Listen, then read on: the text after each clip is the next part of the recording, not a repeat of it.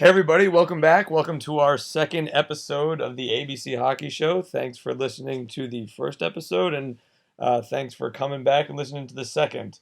Some of the topics that we didn't get to last time that we're hopefully going to get to tonight is the expansion draft, talking about some of the refs, and then also a potential scenario of a broken stick. We'll kind of see where that discussion takes us. So first, let's get into the expansion draft. Ben, do you want to talk about just the overall format of who can be protected, who's kind of at risk or eligible to even be drafted by Las Vegas, and then where you kind of see the Rangers going with their protections?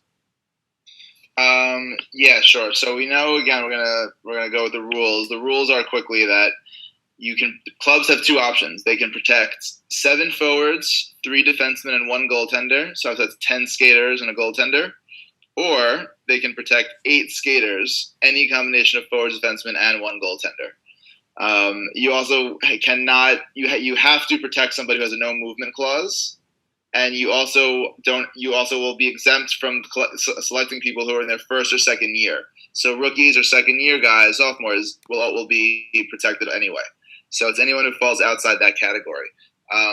As for the Rangers, as we talked about on our last, our last show, the Rangers have a deep team. They really have a deep roster, which is a good thing. But it also means that anyone that they lose becomes kind of a quality player. The Rangers are going to protect Nash has no movement, right? Nash has no movement. Girardi has no movement. Stahl has no movement. You have rookies such as second year JT Miller. You have Kevin Hayes, who's young and going to be protected. Zuccarello, who's young. VC, who's a rookie. Kreider, you just signed him to a long contract. You're going to protect him. Buchnevich is a rookie. Zibanejad is going to be a free agent. The guys that are going to be available are going to be someone like, Oscar Lindbergh's available. Nice fourth liner. Brandon Peary will be available because we don't really know what he is. I would say Pumble is going to be available. My main issue is going to be Michael Grabner. They're going to have a hard time protecting him. He's on pace this year. He's got, I think, 26 goals. How old is already. he? Grabner is 29 years old. Tough. He's still got a lot going on. A lot of years ahead of him. He's got 26 goals this year. He's on pace for 36 goals, 14 assists, 50 points. That's not bad. I mean, you're going to lose him. Not only is he scoring goals, which maybe is at a kind of uncharacteristic like pace. He's a great penalty killer. He's a great guy to slow down the team. He's got speed. He's got attack. He's going to be the main guy. I don't know how we do it. We're going to have to figure a way to keep him. He's got one more year left in his contract, and I'm just worried about losing him. And he's also in for a steal, right? I think he's only at like 1.6 or so.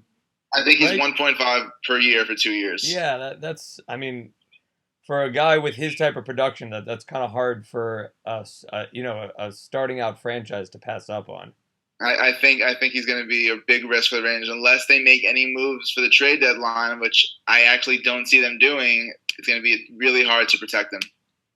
He's my main issue. Obviously, protecting Hank. We have a young goalie who will probably, and Antti Raanta, will probably not be protected, but I don't know if they're going to take him. And we have no young goalies who can come in right away to play backup. So I think our main issue is going to be Grabner. I don't see how we save him right now. It's interesting because at this point, I would say a goalie like Raanta is like the Rangers don't have to worry about him being drafted or taken by Las Vegas because how deep the goalies will be for this expansion draft. If you think about players like Fleury and Bishop, assuming everything stays the same, both those guys will probably be available for Las Vegas.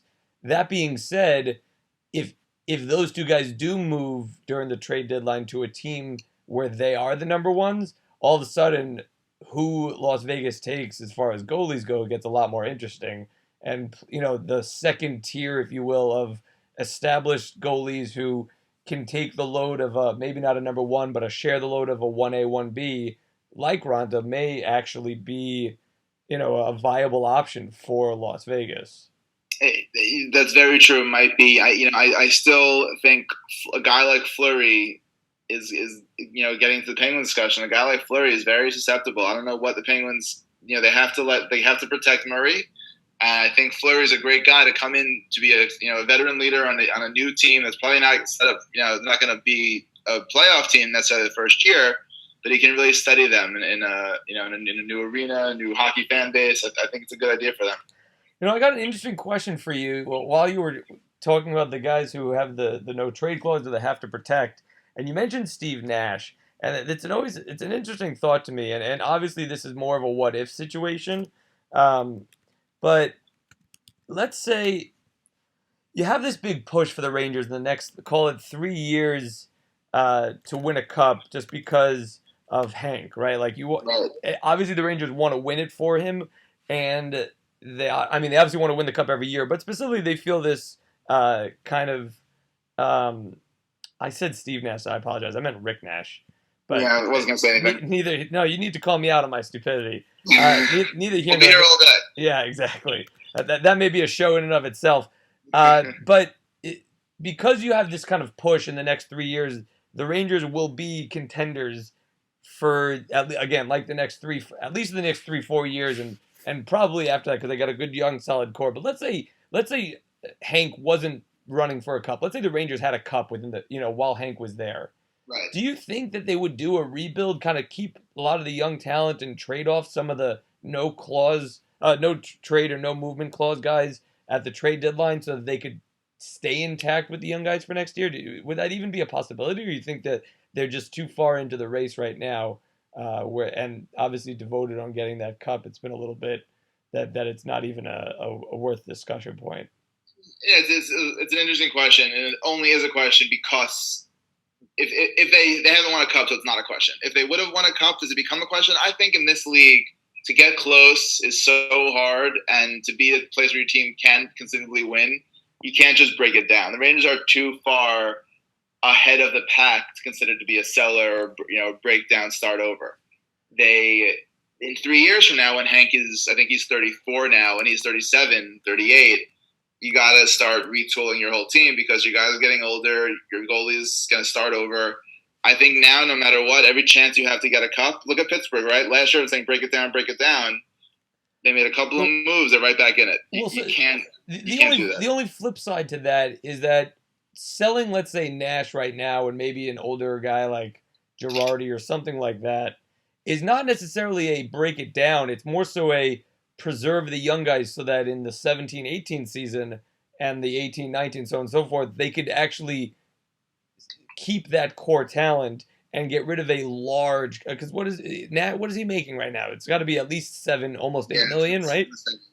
Yeah, so just in terms of cap space for the Rangers and potential movability, and again, like you said, who would you rather have for the next, call it 8 years? Would you rather have Nash or would you rather have Grabner? I don't know. Over the next 2 years, Nash will be much more productive, I'm sure. But over the next... Nash is older. Nash is 33 years old. Right, exactly. So I'm saying over the next 6 years, the first two, Nash will be more productive, and those are the years that probably Hank cares about most. But, the back end of that, the 4 after that, Grabner probably would have a better span of 4 years. It's an interesting conversation. I don't know the right or the wrong, but that's just something that I was thinking about when you were talking about who the Rangers are going to have to protect and who they're going to give up. Look, it's a great position to be in, right? Having all that young talent and not knowing who to protect. It's obviously it's an interesting conversation. I just really don't think in this league with the parity that's gone on in hockey now and the way you can't really hold on to guys, when you have a chance to make a run, you make it. You try to take it for now as close as you can possibly be for as long as you could possibly be. You don't break it down until you have to, and then you break it down, you break it all the way down. Yeah. I think it's very hard to, like, you guys did it, we did it, where you kind of rebuild on the fly, where you don't get rid of your core guys and you're able to supplement.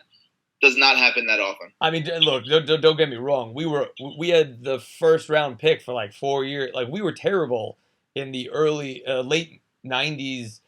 Even the first year of in order to have gotten Fleury, Malkin, Crosby, and Letang, we were terrible for a very long time.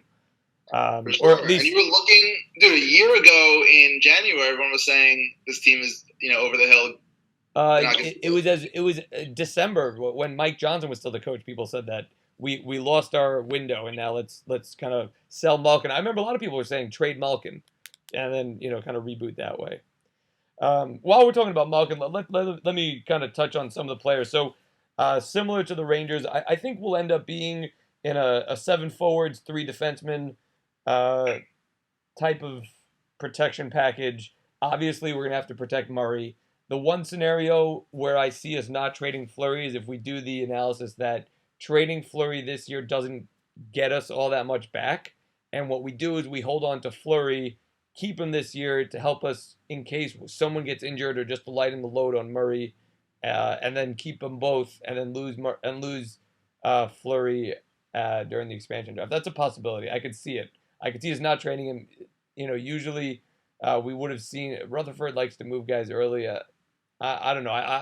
I'm not so as confident in Fleury getting traded. Maybe just keeping him and seeing if we could do this back to back. That's my guess. So that's how the goalies go. So as far as the forwards, Crosby, Malkin, Kessel, your big three, they've got no move clauses. So those three are going to be protected. My guess would be Hagelin, Scott Wilson, who's young, and then probably Bonino. He is a free agent this year. He's 28, so is Hagelin. I would see us re-signing Bonino and then protecting him. And then the 7th forward would either be Kuhnhackl or Sundqvist. Kuhnhackl has played more this season, but that doesn't necessarily mean he's going to be the one protected. If I had to guess between Sundqvist and Kuhnhackl, my guess would be that Kuhnhackl would be protected. Rust and Sheary are both protected because they don't have enough. They're the first and second year guys, so we do get a little bit of saving grace right there. As far as our defensemen go, Letang has a no move clause, so obviously he's protected. You've got Dumoulin, who's been a real great star the past 2 years. Really happy with him. The last spot is one of two players. Justin Schultz is a free agent, but I've got a feeling that we would be able to re-sign him. The person that we may lose, or the third person that would be protected, is either Mata or Derek Pouliot. Now, Derek Pouliot is a prospect. He's played for more than 2 years, so he is technically eligible. He's still in the AHL, quote-unquote, developing. Not sure if the Penguins have seen enough from him to protect him. He would be a really young, nice piece for Las Vegas to take if he's not protected. That's the only thing. I could see them choosing him as one of the defensemen, if you will, that's going to be exposed from our side. So if I had to guess, I think they've got a little bit more invested in Mata, even though he is more injury prone. He's out now with a broken hand. Last season he had a concussion. Like he had a knee 2 years ago, so he's been always on the quote unquote rise or up and coming, but he's been injury prone for a little bit too long. So my guess is they'd protect him over Pouliot because we haven't seen enough from him. But again, that's just my guess. He's so young, and defensemen really usually come of age a little bit later. Yeah. I think you have to. I think he's got that upside that it's such a high risk to let him go. I know. It's true. Can we go back 1 second and talk about the name Scarlet Knights? Yeah, I would love to. I mean, I just Scarlet or Golden? Oh, maybe it's Golden.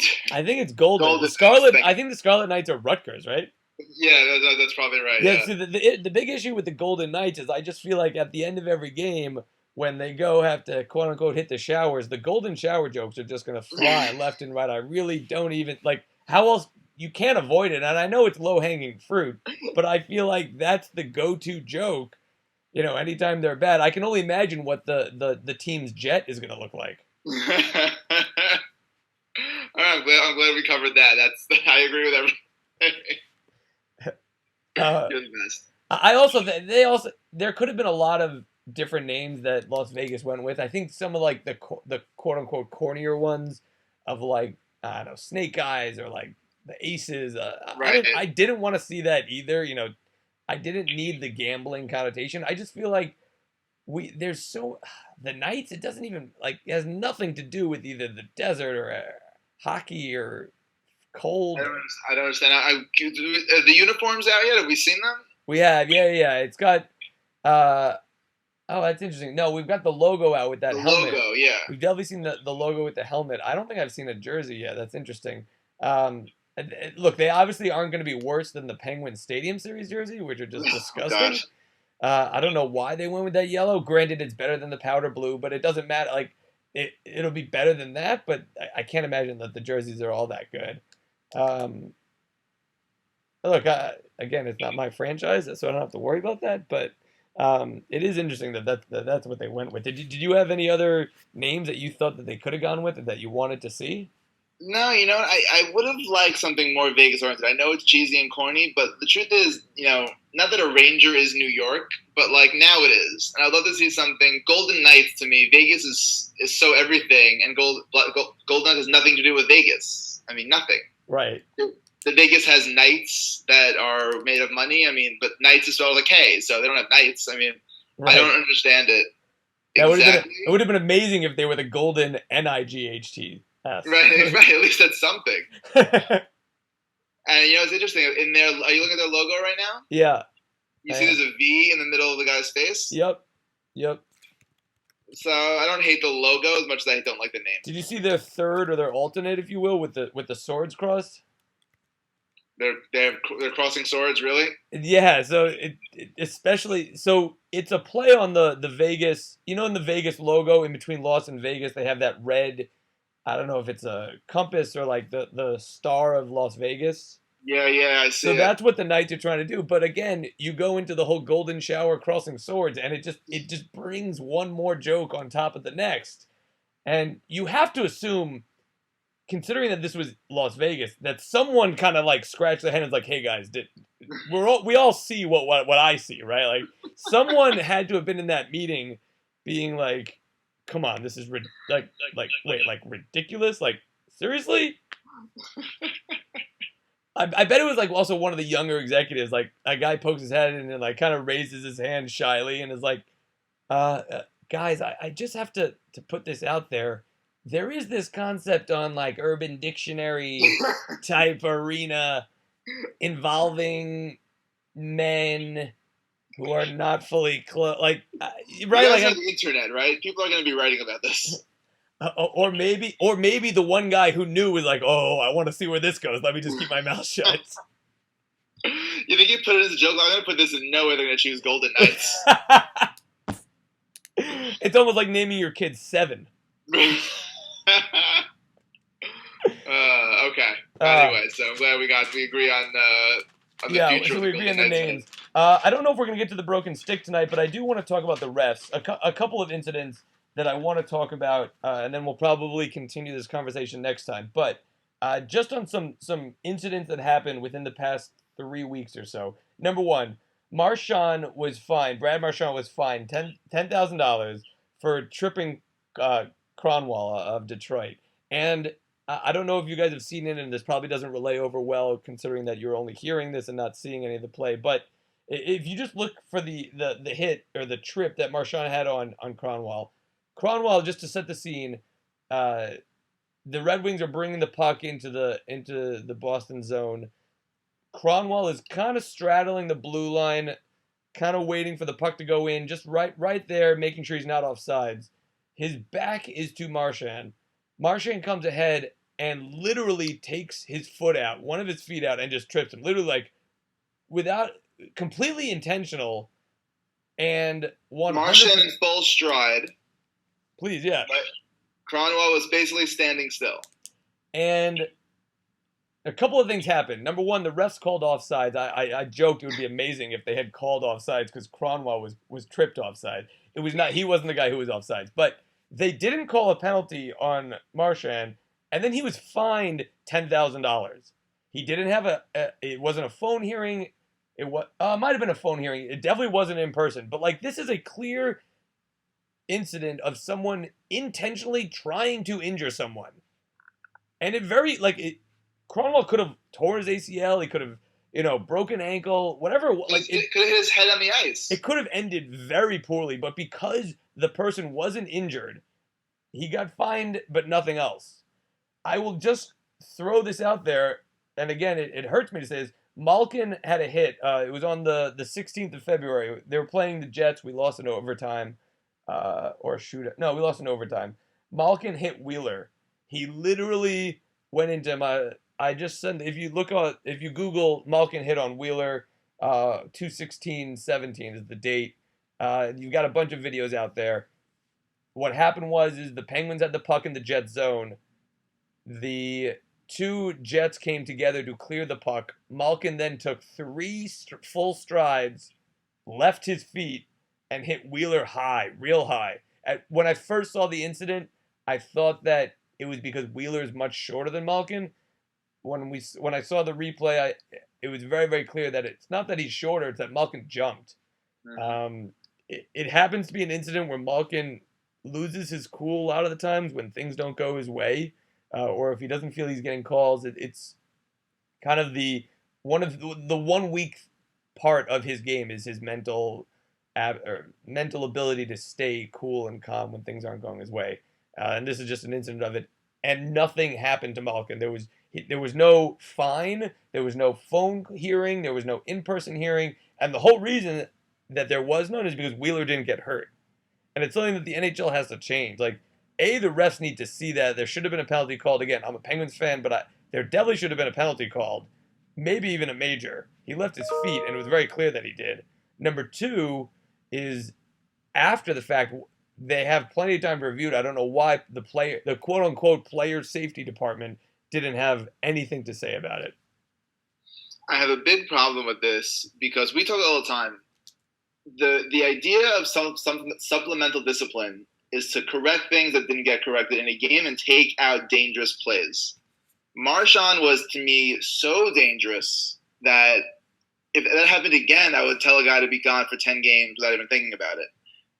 Malkin's hit is also dangerous, and what the NHL has been saying they've been trying to do for years, I'd say for the past 5-6 years, what they've been adamantly portraying about themselves, they were taking headshots out of the game. We're going to crack down on headshots. Malkin's hit left his feet, aimed for the guy's side of his head, and then skated away. That's all he wanted to do. The fact that you don't even talk to him about it makes me insane. Makes me crazy. How do you take out headshots when you don't discipline a guy for taking a headshot?